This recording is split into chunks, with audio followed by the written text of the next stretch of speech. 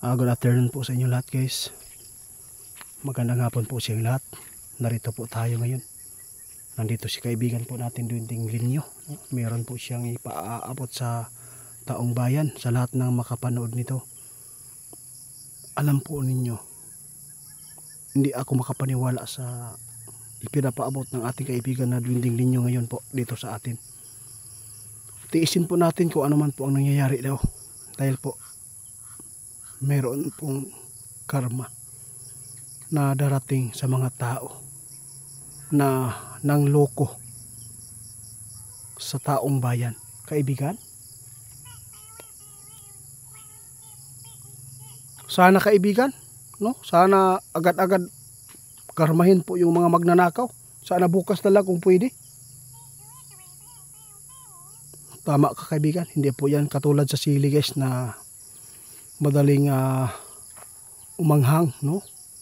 Ngayon po may babala si kaibigan ngayon sa lahat po ng mga taong bayan na nagagalit sa nangyayari. Meron po natuklasan si kaibigan na may magaganap po daw sa Senado. Alam po niyo, guys, dito ninyo ngayon mapapakinggan ang ipapaabot namin sa inyo, kaibigan. Maraming salamat po. Sige po, sige.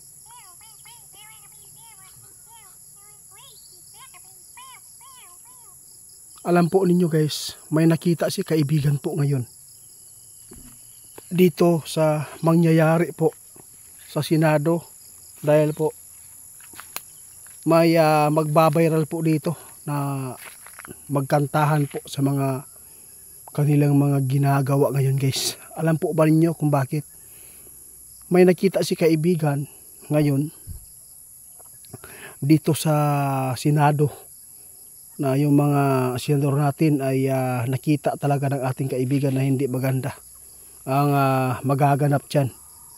Alam po ba ninyo, guys, ang natuklasan ng ating kaibigan? Sila po ngayon ang mag-aaway dito. Kaya lang nakakatakot lang po dito dahil mas marami po ang mga alipin ng diablo dyan. Kung ikumpara natin sa mapipili nating tao na may puso, no, na nag-serbisyo sa ato, no, kaibigan. Sana po, oo, sana ipanalangin po natin ngayon na sana po hindi mapano si Marcolita sa loob ng Senado ngayon, dahil siya po talaga ang pinag-iinitan. Akala po nila, no? Akala na mga kasama niya na pinoprotektahan nila ang mga diskaya. Hindi po nila alam, guys, ang punto ni Marcolita dito. Sabi ng ating kaibigan, bakit po kaibigan? Kasi nakikita ko kaibigan, parang giprotektahan ni Marcolita ba si diskaya, baka naman diskaya. Bakit po dito ay pinapakita ni Marcolita?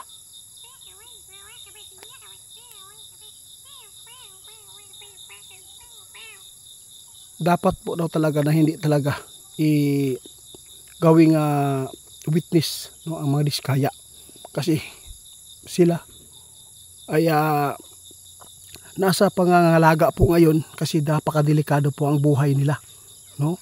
Alam po ba niyo, guys, kung bakit na ipinaglaban ni Marcolita daw yung tao na yan? Kasi po may nakita siya, may nakita ang Marcolita doon sa kanila na ito ay napakadelikado, guys. Kung hindi ito, no, babantayan itong mga taong to, dahil po may sabuatan talaga doon sa loob, kaibigan.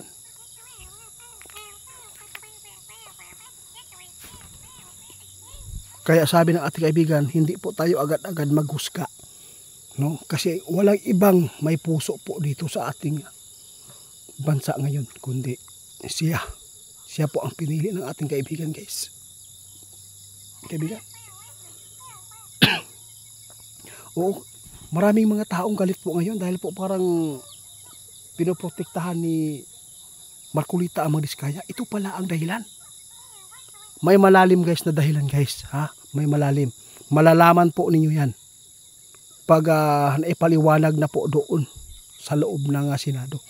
Ngayon maghintay tayo guys, nakita ng ating kaibigan na may karma ang mga taong ito na gumawa ng kalukuhan. Tapos alam po niyo guys, sila mismo ang mag-aaway ngayon. Ang problema lang kaibigan, may problema. Oo, may problema.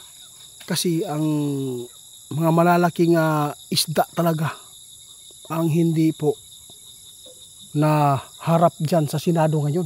Yun po ang pinakamalaking problema.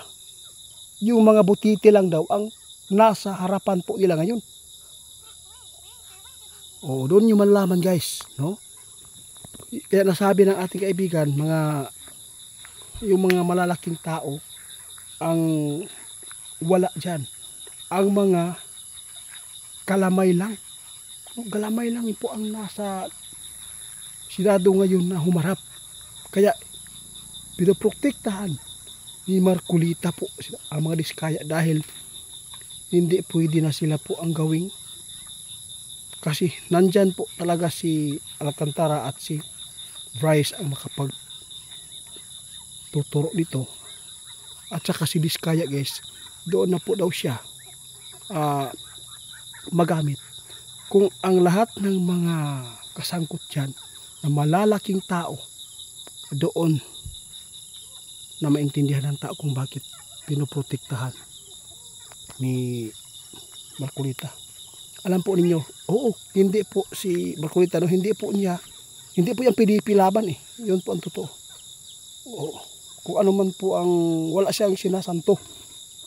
Kung may mga basher talaga nagagalit sa kanya, hindi po nila naintindihan. Pero si kaibigan, naintindihan po niya kung bakit po na pinoprotektahan nila ang buhay ng mga Diskaya ngayon. Dahil kung mawala siya guys, sigurado lusot ang mga tao na mga magnanakaw dyan. Kaya abangan na lang po natin guys kung anong mangyayari. Sabi ng ating kaibigan, ang mga nag-aaway dyan sa loob, sila po ang magpapatayan dito guys. Abangan lang po ninyo. Ang karma guys, tandaan po ninyo yan, may karma. May mga senador talaga dito guys na madadali dito sa kanilang ginagawa. Mga sarili po nilang mantika ang gigisa sa kanila. Kaibigan, salamat sa babala ha. Kaya sa lahat, sige po, panawag. Sabi ng ating kaibigan, sa lahat po ng mga tao na makapanood sa ating pakishare guys, huwag po tayong magmamadali ha. Kasi lahat po ng bagay may katapusan at may karma. Hindi man yan katulad sa sili na madaling maanghang. Maghintay lang po tayo sa tamang panahon. Kaya salamat po sa encouragement sa ating amigo. No? Hindi tayo gumawa ng mga kasamaan na bawal po talaga sa mata ng Diyos. Kaya salamat po sa kaibigan. Salamat sa inyong pagbisita sa amin.